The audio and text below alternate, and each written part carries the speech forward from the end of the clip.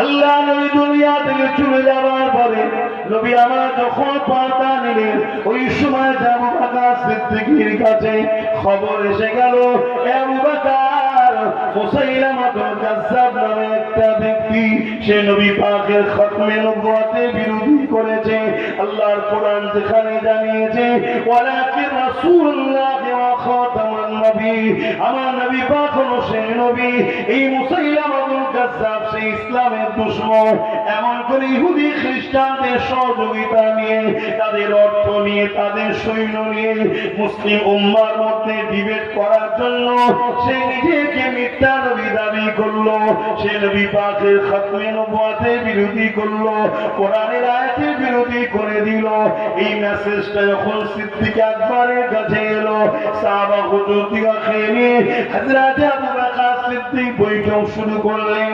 এ নবীর অনুসারীরা, এরকম একটা খবর আমার কাছে এসেছে, মুসাইলামাতুল কাজ্জাব আমার নবী পাকের খতমে নবুয়তের বিরোধী করেছে, আমার আল্লাহ কোরআনের বিরোধী করেছে। কি তার বিরুদ্ধে করা যায় বলো? এ উম্মতে মুহাম্মাদি, জীবনটা তোমার আমার চিরস্থায়ী নয়। আজ আছে কাল নাই, চলে যেতে সবাইকে হবে। যাই করো নাই করো, মনে রেখে দিও আল্লাহ রাসূলের জন্য জান মাল যদি খরচ করতে পারো, আল্লাহ পাক বিনিময়ে পরকালে তোমাকে কামিয়াবির জায়গা জান্নাত দিয়ে দেবে। এই যুবকেরা, তরুণীরা, বাপেরা, হযরত আবু বকর সিদ্দিক সাহাবা হুজুরদেরকে জিজ্ঞাসা করলো, ভাইরা আপনারা মশওয়ারা দিন, আপনারা পরামর্শ দিন, কি করা যেতে পারে? আল্লাহ নবী সাহাবারা এক কথাই বলে দিলেন, এই ভাই আবু বকর, আপনি আমাদের এখন খলিফা, আপনি যা ফায়সালা নেবেন এটাই আমাদের ফায়সালা। এভাবে মানতে হবে। যাকে আপনি আপন মনে করেন, যার পাশে দাঁড়ান, এইভাবে মানতে হবে। নিজেরা হাজারো মত দিলে হয়? কারবালা শুরু করেছিল আমার হোসাইন পাক, কারবালার আখিরি ময়দানটা হবে ইমাম হোসাইন পাকের আওলাদ, হুজুরের খুনের সন্তান ইমাম মেহেদী আলাইহিস সালামের নেতৃত্বে আখিরি ময়দানে বিজয়টা আমাদেরই হবে। এই যুবকেরা, তরুণেরা, ইমাম হোসেন পাকের লড়াইটা ছিল কিসে? সন্ত্রাসের বিরুদ্ধে, জালিম স্বৈরাচারী শাসনের বিরুদ্ধে, অত্যাচারীর বিরুদ্ধে, সারা পাপিষ্ঠ এজিদের বিরুদ্ধে লড়াই ছিল। ইমাম হোসেন পাকের গদি দখলের লড়াই ছিল না, এজিদ ছিল অত্যাচারী, জালিম, পাপী, পাপিষ্ঠ। এই ইমাম হোসেন পাক তার বিরোধী লড়াই করেছিল। এই লড়াই শুরু করেছে কারবালার ময়দান থেকে। এই লড়াই যুগে যুগে চলতেছে। একদিকে এজিদি মুসলমানরা এজিদের সাথ দিচ্ছে, আর একদিকে হোসাইনিরা হোসাইন পাকের মিশনকে টেনে টেনে টেনে টেনে নিয়ে যাচ্ছে। ইনসাফকে জিন্দা রেখেছে, ইনসানিয়াতকে জিন্দা রেখেছে। গরিবের পক্ষে আওয়াজ তুলছে, এতিমের পক্ষে আওয়াজ তুলছে, বিধবার পক্ষে আওয়াজ তুলছে, মুসলিমের পক্ষে আওয়াজ তুলছে। এই যুবকেরা শুনে রেখে দাও, যারা গরিবের পক্ষে, মুসলিমের পক্ষে, এতিমের পক্ষে আওয়াজ তোলে, অন্যায়ের বিরুদ্ধে যারা লড়াই করে, এরা হলো ইমামে হোসাইন পাকের পক্ষে। আমার ওয়াজ বুঝছেন তো? এই ওয়াজ শুনেছেন? বলবেন তো? অবাক হয়ে যাচ্ছেন না তোমার? ইমাম হোসাইন পাক লড়াইটা কি জন্য করেছিল? এই জন্যই তো। হ্যাঁ, তরুণেরা, এই নবী পাকের প্রেমিকেরা, আল্লাহ পাক তোমাকে আমাকে পরীক্ষা নেবে। যেমন মুসা সাল্লামকে পরীক্ষা নিয়েছে, তিনার উম্মতদেরকে পরীক্ষা নিয়েছে। যেমন ইব্রাহিম আলাইহিস সালামকে পরীক্ষা নিয়েছে, তিনার উম্মতদের পরীক্ষা নিয়েছে। যেমন হযরতে হুসাইন পাককে পরীক্ষা নিয়েছে, তেমন যুগে যুগে যুগে যুগে আল্লাহ পাক পরীক্ষা নিয়েছে। তোমার আমার পীর পীর মুর্শিদ মুসাদুজ্জামানকেও পরীক্ষা নিয়েছে। ওই সময় ব্রিটিশদের অত্যাচার ছিল, তারাও দিনের বিরুদ্ধে, মানবতার বিরুদ্ধে, মানুষত্বের বিরুদ্ধে। এইভাবে ইমাম আমার মুসাদুজ্জামান দাদা হলুর পীর কেবলা তিনিও ব্রিটিশদের বিরুদ্ধে সংগ্রাম করেছে। যুগে যুগে এই ধারাবাহিকতা চলে আসছে। তোমাকে আমাকে আল্লাহ বা পরীক্ষা নেবে। এই পরীক্ষায় তোমাকে আমাকে মজবুতির সাথে, ধৈর্যের সাথে, আল্লাহ যেদিকে খুশি, রাসূল যেদিকে গেলে খুশি, ওই দিকে তোমাকে আমাকে থাকতে হবে। এ যুবকেরা, তরুণেরা, বাপেরা, কেননা দুনিয়া তোমার আমার জন্য চিরস্থায়ী না। দুনিয়া যদি তুমি আমি ভুল পথে চলে যাও, আখিরাত তোমার আমার ধ্বংস হয়ে যাবে। এ আজকে সতর্ক করে দিয়ে বলে যায়, মুসাইলামাতুল কাজ্জাবকে যখন হযরত আবু বকর সিদ্দিক বুঝাতে লেগেছে, মুসাইলামাতুল কাজ্জাব আবু বকর সিদ্দিকের কথাকে কোনো গুরুত্ব দিচ্ছে না। কেননা মুসাইলামাতুল কাজ্জাব দেখছে আবু বকরের দিকে মাত্র 10,000, আমার দিকে 90,000 রয়েছে। এই জন্য মুসাইলামাতুল কাজ্জাব সে চিন্তা করে নিল এই সুযোগে আবু বকর তার বাহিনীকে মেরে শেষ করে দিতে হবে। এই ইশারা করে দিল। আচমকা সাহাবাদের উপরে মুসাইলামাতুল কাজ্জাবের বাহিনী হামলা করে দিল। যখনই হামলা করে দিল, আচমকা কিছু সাহাবা ভাইরা শহীদ হয়ে গেলে, কিছু ভাইরা আঘাত পেয়ে গেলে। হযরত আবু বকর সিদ্দিকের দিক থেকে আবার আওয়াজ দিয়ে বললে, এ নবীর সাহাবারা ডিফেন্স করো। যেমন জুলুম করা ইসলামে হারাম, জানকে বাঁচানো ইসলামে ফরজ, এই ডিফেন্স শুরু করো। যখন সাহাবারা ডিফেন্সে নেমে গেল, একদিকে 90,000 আর একদিকে 10,000, আবার আচমকা হামলা করে 10,000-এর কিছু সংখ্যা শহীদ হয়ে গেছে। এরপর আল্লাহ বিজয় আমার নবী সাহাবাদেরকে দিয়েছিলেন। আরো জোরে বলুন সুবহান।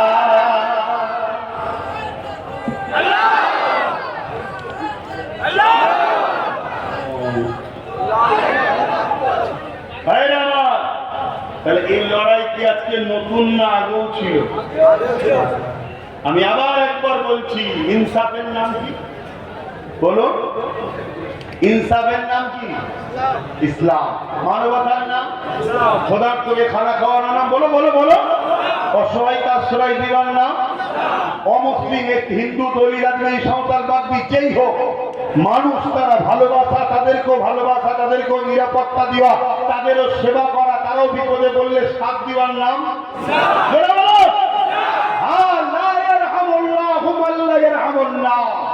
আমার রাসূল বলছে যে মানুষের উপরে দয়া করে না, সে আল্লাহর রহমত দয়া পাবে না।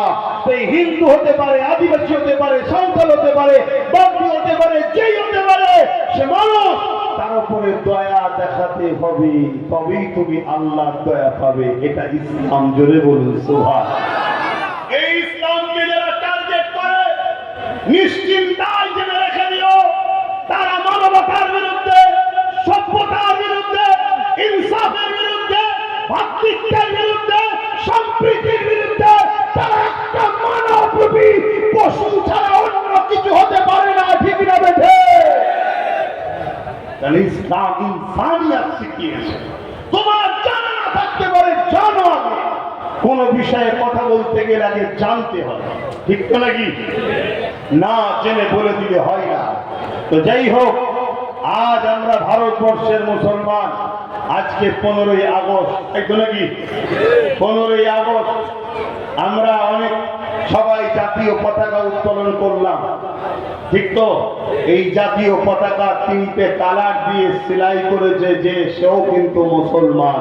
বলুন আলহামদুলিল্লাহ। এই ভারতবর্ষে স্বাধীনতার পিছনে সব ধর্মের মানুষেরই অবদান আছে, কোনোটাকে ছোট করছে না। তবে দিল্লি গেটে, ইন্ডিয়া গেটেতে আজও লেখা আছে 91,000 প্লাস মানুষের যে লিস্ট আছে, তার মধ্যে 61,395 জন মুসলমান। বলুন আলহামদুলিল্লাহ। কিন্তু আমরা আমাদের দোষে মরিছি। কি আমরা শুধু পরের বাপকে বাপ বলি, নিজের বাপ তৈরি করার স্বপ্ন নেই।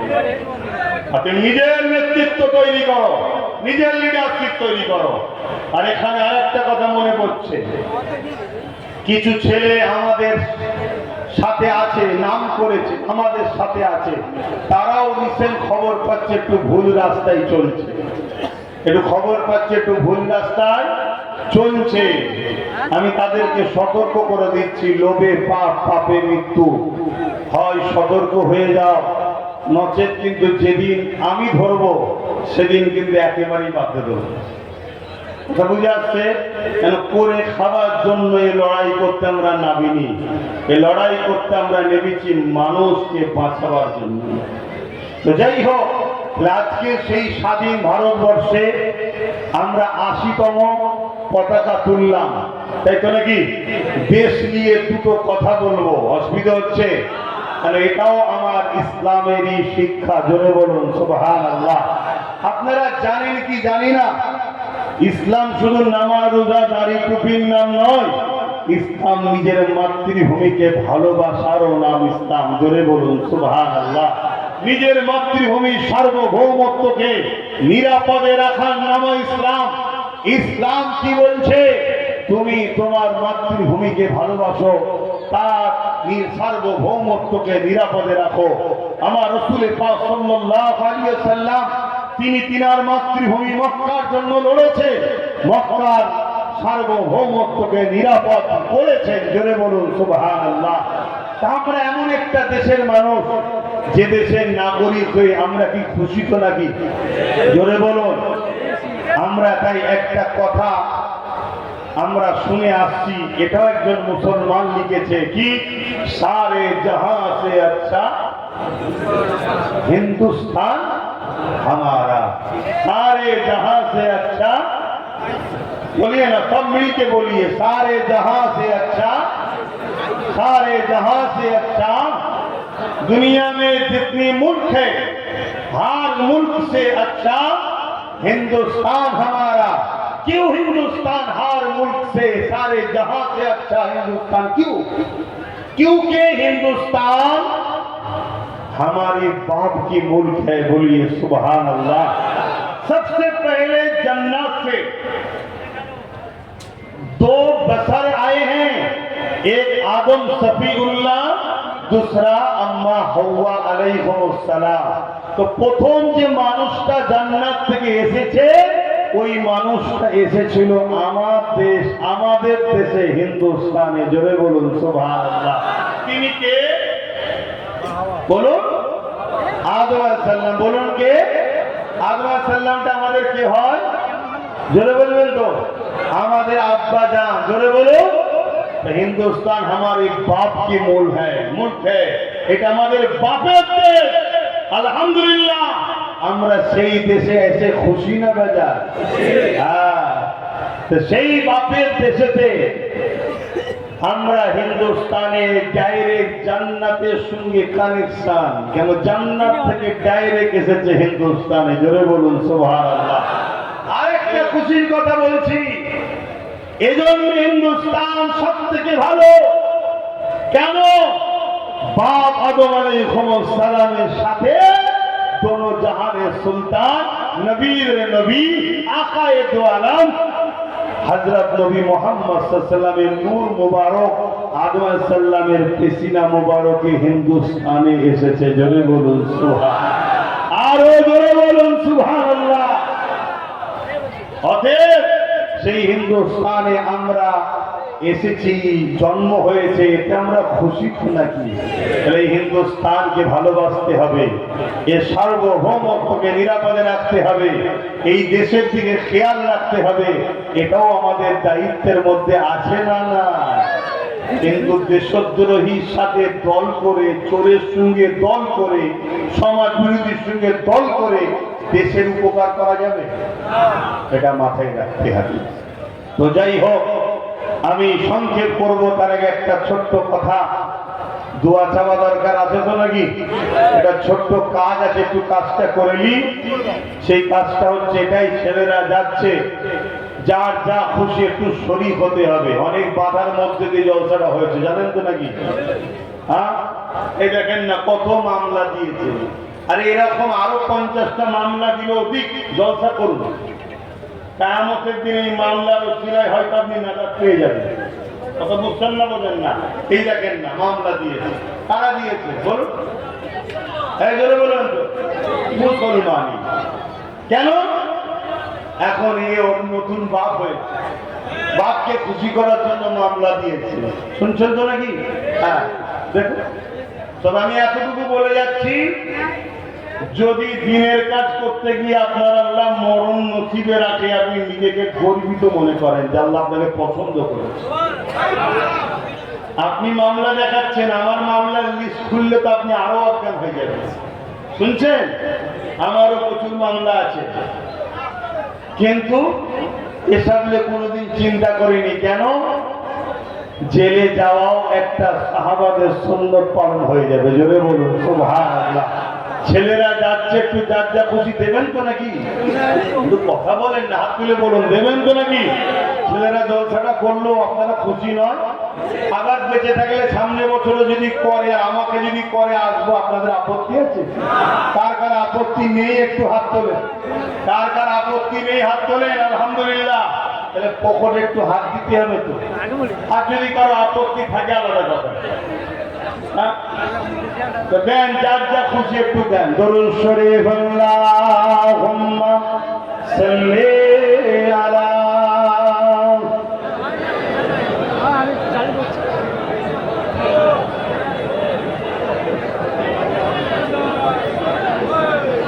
তোমাদের আবার কি হলো? কি অসভ্যতা!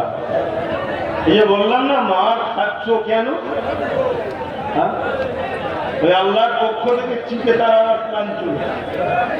আসতে কথা বলে না, হচ্ছে দরুদ পড়া হচ্ছে, দরুদ পড়বে, ছেলেরা যাচ্ছে, দাও যার যা খুশি দাও। আমরা সব ভয় আছে, সন্ধ্যে হয়ে গেলে বোম পড়বে। তোর তো ঘর আশপাশে, আমি তো কারো ঘর চিনি না, আমার ঘর তো অনেক দূর, আমি তো রয়েছি এখন। হ্যাঁ, দাও ছেলেরা যার যা খুশি যাচ্ছে দাও।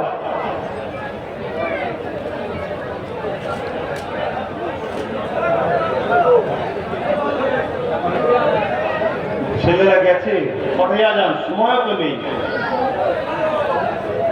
দরুদ শরীফ আল্লাহুম্মা সাল্লি আলা। এই ছেলেগুলো উঠছে কেন? চলে যাচ্ছে, আগে আগে পালাচ্ছে। বিয়াদব তো দেখে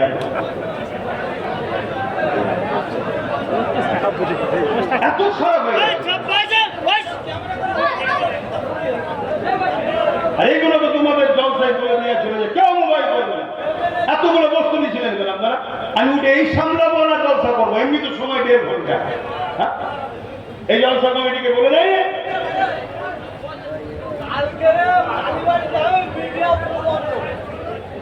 ছেলেগুলো গেছে, একটু দাও। তা না নিয়ে শুধু নিজেদের মধ্যে কথাবার্তায় ব্যস্ত হয়ে গেছে। এটাও তো দরকার আছে, এমনি এমনি জলসা হবে নাকি? আমাদের কি সরকার থেকে ফান্ড আছে নাকি? বিগত সরকার দেখলেন কত টাকা দিত, যাদের দিত তারাই ছেড়ে চলে গেছে। যাও সাইডে যান। মানে আজকে নতুন করে যে হচ্ছে, সে তো প্রকাশ্য বলছে আমাদেরকে কিছুই দেবে, আমাদের টাকা পয়সা কেড়ে নিচ্ছে, আমাদের বাজেট কমিয়ে দিচ্ছে, আমাদের সবকিছু নিয়ে নিচ্ছে। তা আমাদের তো আগেও হয়েছে নিজেদের পয়সায়, আজও হচ্ছে নিজেদের পয়সায়। বলুন আলহামদুলিল্লাহ। আমরা গরিবের রক্ত চুষা, সমাজ বিরোধী অত্যাচার করা, কি বলে শোষণ করা অর্থের থেকে আমরা টাকিয়ে না, আমরা মেহনতের পয়সা আমরা চলি। বলুন আলহামদুলিল্লাহ। কিন্তু আজকে যদি আপনারা বলেন যে টাকা দিবার কি দরকার, তখন যদি আপনারা একে অপরে ব্যস্ত হয়ে যান, উঠাউঠি করেন, তাহলে এগুলো করবেন কিভাবে?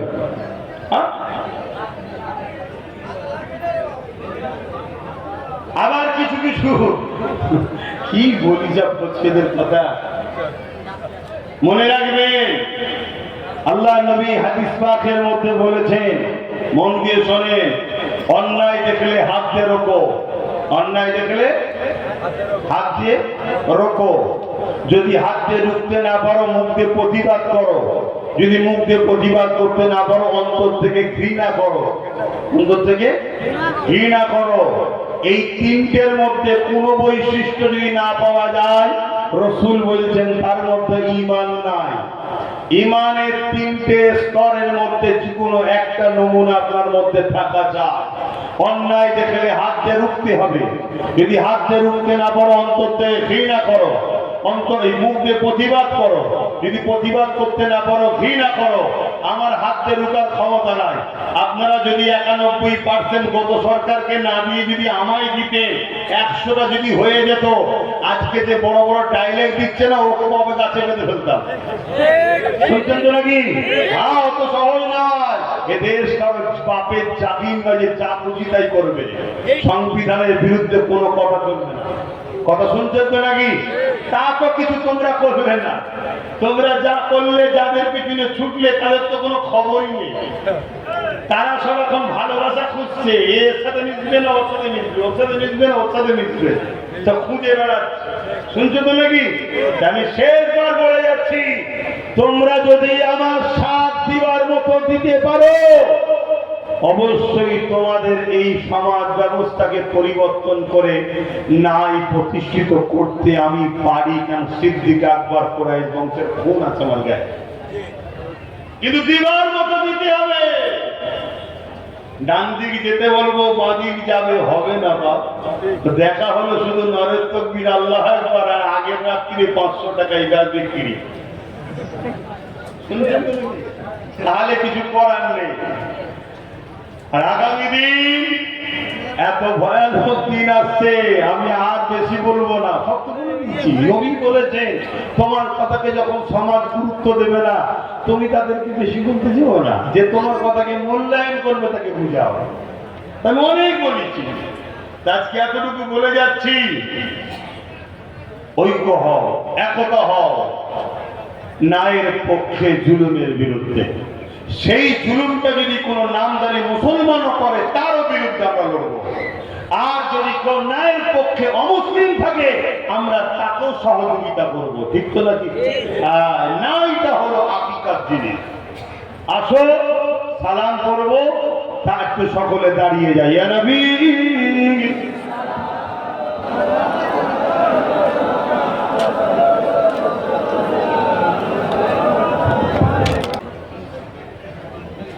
বলবো না, শেষ করে দেবো। হযরত আবু বকর সিদ্দিক রাদিয়াল্লাহু তাআলা তখন বললেন, আমার দুটো মত। কটা?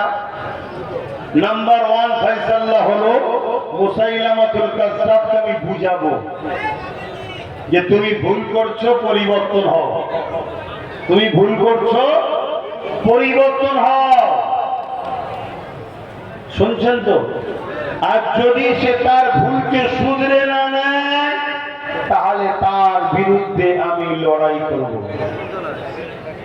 তাহলে আজও কেউ যদি অন্যায় করে, ভুল করে, ইসলামের বিরুদ্ধে আঘাত দেয়, গোস্তাখি করে, কেউ যদি মনে করে দুটো মসজিদের মাইক খুলে আমি বিয়ার কিছু হয়ে গেলাম, আমরাও তাদেরকে বুঝাবো এটা অন্যায় করছো, ভুল করছো, শুধরে নাও। যদি না শুধরায় তাদের বিরুদ্ধে আমরা লড়াই করবো। রাজি আছেন যারা? হাত তুলে বলুন, রাজি আছেন যারা? তাতে যদি সেই লড়াই আমাদের জীবন লাগে দেব, সেই লড়াই খুলি খেতে হয় খাবো, কিন্তু মনে রাখবে আমরা সালাউদ্দিন আইবির উত্তরসূরি, আমরা খালিদ বিন ওলীদের উত্তরসূরি। ইতিহাস আমাদের প্রমাণ করে দিয়েছে আমরা মোড়াকে অতটা পছন্দ করি যতটা তোমরা বাঁচাকে পছন্দ করো। তার থেকে মোড়াকে আমরা বেশি পছন্দ করি। কেন? মরার পরেই তো আমরা কবরে কামড়িওয়ালা দিদার পাবো। জোরে বলুন সুবহানাল্লাহ, জোরে বলুন।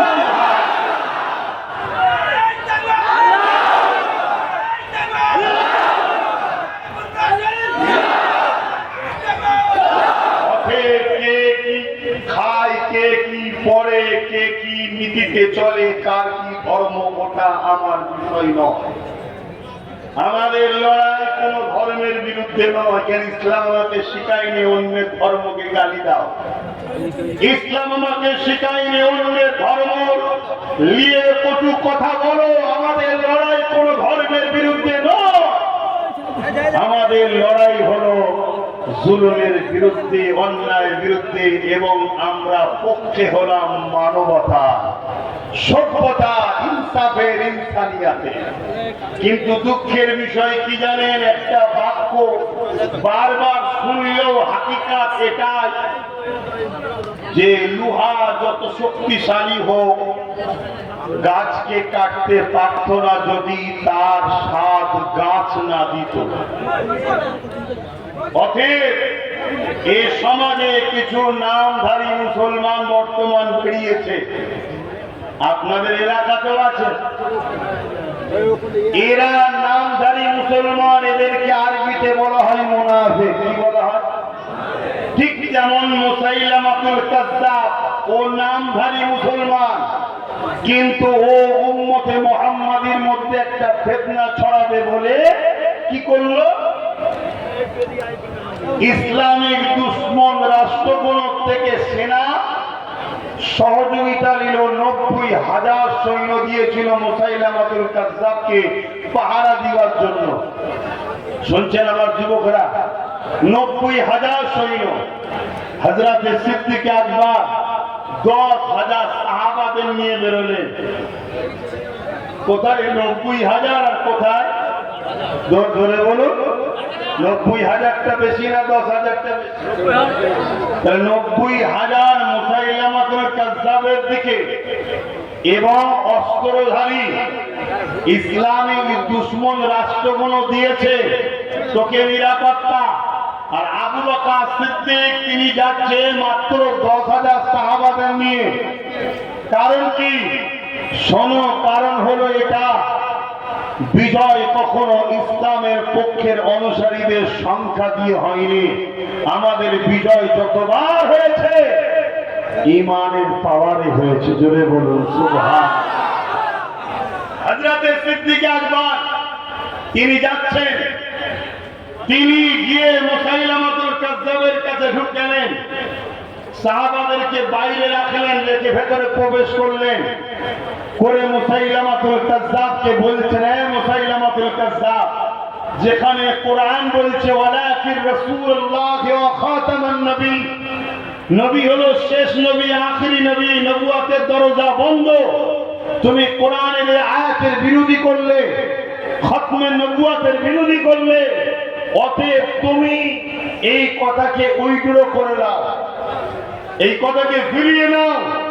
মুসাইলামাতুল কাজ্জাব দেখছে আবু বকর সিদ্দিকের মাত্র 10,000 সৈন্য, আর আমার দিকে 90,000।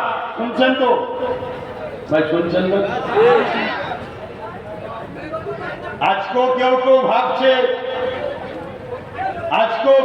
ভাবছে, আমার হাতে পাওয়ার, আমার হাতে মিলিটারি, আমার হাতে পুলিশ, আমার হাতে এই, আমার হাতে ওই, এইবারে মনে হয় এদেরকে শেষ করে দেব। আমি বলবো, ইতিহাস জানো, পড়ো, বোঝো। অনেকেই এরকম আগেও ভেবেছে, আজও ভাবছে, কিন্তু যেদিন ঘুম ভেঙেছে সেদিন দেখেছে সব শেষ হয়ে গেছে। কেউ কেউ ভেবেছিল বাবা ঠেলাঠেলি হচ্ছে, হবে ধীরে একটু ঠেলাঠেলি হয়। কেউ কেউ ভেবেছিল বিগত দিনে, শুনছেন তো নাকি, কিছু হুজুরকে হাতে করে নিয়েছি, কিছু মলি সাহেবকে হাতে করে নিয়েছি, আমাদের ঘরে মনে আয়াত কেউ সরাতে পারবে না, ভেবেছিল তো নাকি? তাই শয়তানের মুখ দিয়ে বেরিয়ে গেল, কোরআন শেষ হয়ে যাবে, আমার উন্নতি শেষ হবে না। আজকে জুম্মায় বসে তারই শিষ্য যদি মনে করে যে আমার হাতে এখন সব, আমি সব কিছু করে নেব, তাহলে মনে রেখে দিও, এখন কেউ আন্ডা খাচ্ছে, তুমি আরো কিছু খাবে, তৈরি থেকো। অত সহজ না। ইসলামের বিরুদ্ধে লেগো না। বাকি তুমি কার পকেট কাটছো, কার ঘর লুজার দিয়ে ভাঙছো, ও যার ভাঙচাস তার আর তোমার ব্যাপার বুঝে লিখে যাও। কিন্তু আমার দ্বীনের বিরুদ্ধে, আমার মসজিদ মাদ্রাসা কোরআন ইসলামের বিরুদ্ধে যে বেটা লেগেছে তার নাম নিশানা দুনিয়া থেকে আল্লাহ মুছে দিয়েছে। তাই সতর্ক হুঁশিয়ারি দিয়ে যাচ্ছি, মাইক যেখানে পাই সেখানেই বলি, সতর্ক করে যাচ্ছি। স্বপ্ন দেখা ভালো, কিন্তু এমন স্বপ্ন দেখতে যেও না যে স্বপ্নে, সেই একটা গল্প শুনেছেন ছোটবেলায়, বেশি খবে দেখছে রুজির, আমি আর বেশি বলবো, অনেক ছিদ্র আছে। একজনকে জিজ্ঞেস করছে খবের মধ্যে এই ছিদ্রগুলো কিসে? বলছে রুজির ছিদ্র। বলছে আমার কোনটা? একটা ছোট মতো ছিদ্র দেখাচ্ছে। বলছে ওটা তোর। কথাটা একটু খারাপ, কিন্তু বোঝা যাচ্ছে। তো বলছে আমারটা তো ছোট কেন? বলছে আঙুল দিয়ে বড় করে। তো ঘুমের মধ্যে আঙুল দিয়ে বড় করছে, বড় করতে গেলে লেগে গেছে, ঘুম ভেঙে যাচ্ছে, অন্য জায়গায় আঙুল দিয়ে বসে আছে। স্বপ্ন দেখা ভালো, রুটির ছিদ্র বাড়াতে যাবো। শুনছেন তো নাকি? এরা এখন তো স্বপ্ন দেখছি, কিন্তু এরপরও আমি ঘুরিয়ে আবার বলবো, দিনের শেষে এসে আমার কমের কিছু গাদ্দারদের জন্যই কিন্তু এত মাথায় উঠছে। ঠিক না বেঠি? এই গাদ্দার গুলোকে চিনে রাখো, আর আল্লাহর কাছে হাত তুলে বলি, আল্লাহ যদি এদের কপালে হিদায়াত থেকে তো হিদায়াত করে দেন, নাই কুকুর বিড়ালের মতো রাস্তাঘাটে বেউজ্জতি করে এদেরকে মারবেন। বলুন আল্লাহুম্মা আমিন। আরো জোরে বলুন আল্লাহুম্মা আমিন। তোরা এত বড় নেমো খারাপ, তোরা এত বড় জালিম, তোদেরই বোন 7 বছর বয়স কাশ্মীরের মন্দিরের মধ্যে 80 ভাগে রেপ করেছিল যারা, তাদের সঙ্গে তোরা আজকে দল করছিস। তোদের মরে যাওয়া দরকার এখন মুসলমান থাকার থেকে। ঠিক না বেঠে? এখনো সময় আছে। আল্লাহ যদি হিদায়াত কপালে থাকে পরিবর্তন হোক, আর যদি পরিবর্তন না থাকে আল্লাহ এদেরকে এমন জটিল জটিল বিমার দাও, এরা যেন এই বিমানে এজিদের মতো তর্কে তর্কে মরে। বলেন আল্লাহুম্মা আমিন। আর আজকে এই এলাকার মতো জায়গায় এখনো মুসলমানকে খেতে হবে।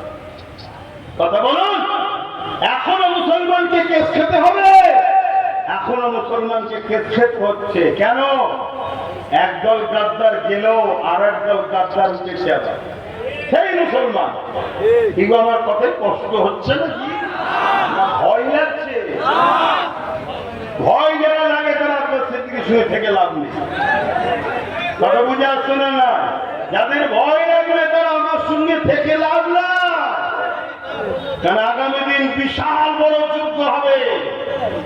সেই যুদ্ধে একদিকে থাকবে চোর, বাটপার, খুনি, ধর্ষক, সন্ত্রাস, জালিম, অত্যাচারী, সমাজ বিরোধী, মানবতা বিরোধী একদিকে থাকবে, আর একদিকে থাকবে মুস্তফার গোলামরা। জোরে বলুন সুবহানাল্লাহ, আরো জোরে বলুন সুবহানাল্লাহ।